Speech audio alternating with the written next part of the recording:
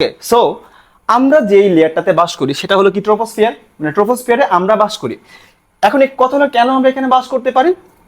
কারণ আমাদের বাস করার জন্য যে প্রয়োজনীয় গ্যাস সমূহ, এই সবগুলা গ্যাস কই থাকে? এইখানে তোমার হলো এই ট্রপোস্ফিয়ারে থাকে। ট্রপোস্ফিয়ারের মধ্যে প্রয়োজনীয় গ্যাস সমূহ থাকে।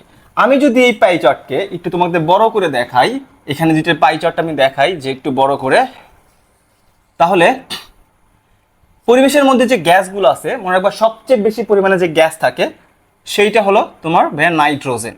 নাইট্রোজেন অ্যারাউন্ড প্রায় 78%-এর মতো কি থাকবে? নাইট্রোজেন গ্যাস থাকবে। অ্যান্ড তোমার অ্যারাউন্ড এখানে তোমার 21%-এর মতো যে গ্যাস থাকে তার নাম হলো অক্সিজেন গ্যাস, অ্যারাউন্ড সে 21% থাকে। আর রইলো তোমার কি বাকি আদার যে 1%, বাকি যে 1% গ্যাস সমূহ, এই 1%-এর মধ্যে তোমার কি কি আছে ভাইয়া? এর মধ্যে আছে কার্বন ডাইঅক্সাইড গ্যাস, এর মধ্যে আছে আর্গন আছে, এর মধ্যে হিলিয়াম আছে, এরকম তোমার হলো মিথেন আছে, এরকম বিভিন্ন টাইপের গ্যাস আছে। স্পেশালি এমসিকিউর জন্য মনে রাখবা এই যে কার্বন ডাইঅক্সাইড, স্পেশালি কার্বন ডাইঅক্সাইডের পরিমাণ থাকে 0.03%। ওকে, এটা এমসিকিউতে মাঝে মধ্যে আসে।